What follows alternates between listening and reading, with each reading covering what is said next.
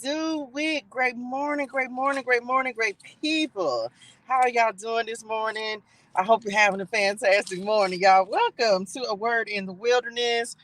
Um, we are on the book of Exodus. We are on the book of Exodus. Y'all, I've had such the just the most greatest morning. I've been up since like 3:36. What's so crazy is the Lord woke me up literally at 3:36, which y'all, some of y'all know happens to be my personal number. And so Lord woke me up at 3:36 this morning. And I've been up since then. I didn't go back to sleep. I was sitting, chomping it up with my angels and the Lord and just praying and a multitude of things. But got a lot of revelation today. Got a lot of revelation this morning. So I hope y'all are doing well. I was gonna wait. Hold on, y'all. Okay, let me make sure that was off. I was gonna wait until 9:30 to go live, but I said, y'all, let me go ahead and get started. Um, what I'm waiting on. So I hope you're doing well. I hope fantastic for you. I literally just got back on this side of town, y'all. I was on the other side of town and I was like, well, let me come back over here and get started and only do it. Here we are. So, of course, we are going to read the book today. We are on Exodus 19 and 20, which is not very long. That's not very long, but we're on Exodus 19 and 20, and then we're gonna tap in with spirit and see what we want, what messages we're gonna get in regards to the word today. Okay. So I hope y'all are feeling fantastic. We finna see what's going on, what we need to know, what the word is, and then we gonna go from there. Okay. What else? Did I have something else to talk about?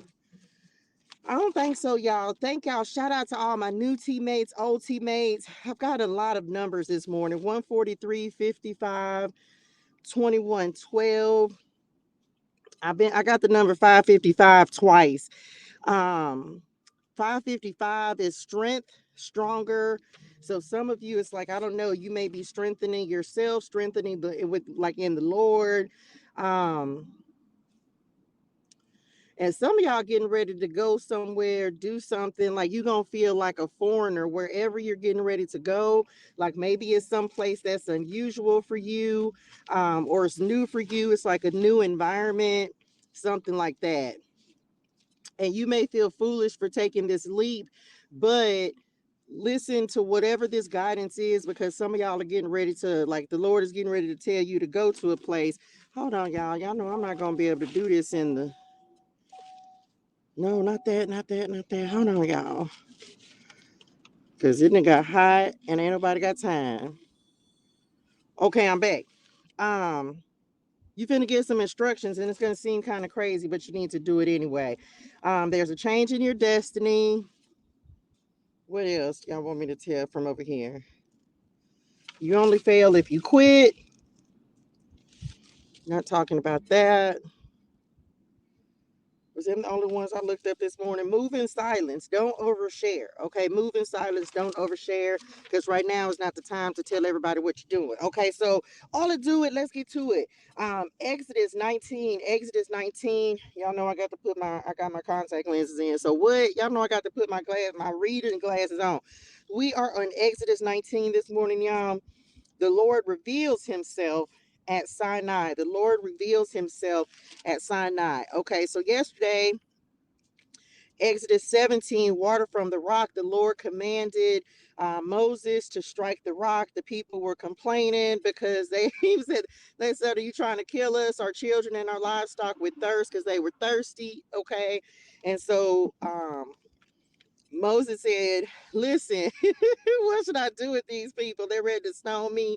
So, of course, the Lord told him, walk out in front of the people, take your staff, and strike the rock. I will stand before you on the rock at Mount Sinai, strike the rock, and water will come gushing out. So he did that. Then the people were able to drink. Israel defeated the Amalekites as well. Um, then Jethro came to visit Moses and basically helped him to begin to step into his leadership capabilities and qualities, and gave him some sound advice, some sound wisdom for ways to delegate, ways to, so that he wasn't trying to do everything himself. So Jethro gave him that advice and said, "Hey, get some other people to do it, okay, to help you and assist you. Let them bring the major cases to you, but people you trust, put them in a position of um, leadership up under you, and then you take on the major stuff." So now we're talking about the Lord reveals himself at Sinai. Okay, the Lord reveals himself at Sinai. Oh, let's do it. Let's get to it. Y'all, like the love when you come in. Here we go. The Lord reveals himself at Sinai. Exactly 2 months after the Israelites left Egypt, they arrived in the wilderness of Sinai. After breaking camp at Rephidim, they came to the wilderness of Sinai and set up camp there at the base of Mount Sinai. Then Moses climbed the mountain to appear before God. The Lord called to him from the mountain and said, "Give these instructions to the family of Jacob. Announce it to the descendants of Israel. You have seen what I did to the Egyptians. You know how I carried you on eagle's wings." That's so crazy. I just seen that, didn't it? I just saw a sign that literally said Eagle Rider. Eagle Rider. So, okay, come on, Eagle. You know how I carried you on eagle's wings and brought you to myself. Now, if you will obey me and keep my covenant, you will be my own special treasure from among all the people on earth. For all the earth belongs to me, and you will be my kingdom of priests, my holy nation. This is the message you must give to the people of Israel. So Moses returned from the mountain and called together the elders of the people and told them everything the Lord had commanded him. And all the people responded together, "We will do everything the Lord has commanded." So Moses brought the people's answer back to the Lord. Then the Lord said to Moses, "I will come to you in a thick cloud, Moses, so the people themselves can hear me when I speak with you. Then they will always trust you." Moses told the Lord what the people had said. Then the Lord told Moses, "Go down and prepare the people for my arrival. Consecrate them today and tomorrow and have them wash their clothing. Be sure they are ready on the third day, for on that day the Lord will come down on Mount Sinai as all the people watch. Mark off the boundary and around the mountain. Mark off a boundary all around the mountain. Warn the people, be careful. Do not go up on the mountain or even touch its boundaries. Anyone who touches the mountain will certainly be put to death. No hand may touch the person or animal that crosses the boundary. Instead, stone them or shoot the. Daddy, you were going to kill the little people now? I mean, I get it because it's holy, right? But OMG, they must be put to death. However, when the ram's horn sounds a long blast, then the people may go. So just stay where you're supposed to go until you get called to come on up there. So Moses went down to the people. He consecrated them for worship, and they washed their clothes. He told them, "Get ready for the third day, and until then, abstain from having sexual intercourse," amongst other things. Celibastinate, okay? On the morning of the third day, thunder roared and lightning flashed. That's a country song, ain't it? Oh, that's the thunder rolls. Never mind. I'm back. And a dense cloud came down on the mountain. There was a long blast from a ram's horn, and all the people trembled. Moses led them out from the camp to meet with God, and they stood at the foot of the mountain. All of Mount Sinai was covered with smoke because the Lord had descended on it in the form of fire. That's so crazy. I had a dream last night that somebody was like, it was someone that was fighting, though. I don't know, it might have been an angel. I think it was, because y'all said it was like an angel that was fighting, but the angel was engulfed in fire. So I don't know. The smoke billowed into the sky like smoke from a brick kiln, and the whole mountain shook violently. As the blast of the ram's horn grew louder and louder, Moses spoke, and God thundered his reply. The Lord came down on the mountain, on the top of Mount Sinai, and called Moses to the top of the mountain. So Moses climbed the mountain. Then the Lord told Moses, "Go back down and warn the people not to break through the boundaries to see the Lord, or they will die. Even the priests who regularly come near to the Lord must purify themselves so that the Lord does not break out and destroy them." But Lord, Moses protested, the people cannot come up to Mount Sinai. You already warned us. You told me, mark off a boundary all around the mountain to set it apart as holy. But the Lord said, go down and bring Aaron back up with you. In the meantime, do not let the priests or the people break through to approach the Lord, or he will break out and destroy them. So Moses went down to the people and told them what the Lord had said. So the Lord felt like he was just repeating himself. The 10 Commandments for the covenant community. Then God gave the people all these instructions. I am the Lord your God who rescued you from the land of Egypt, the place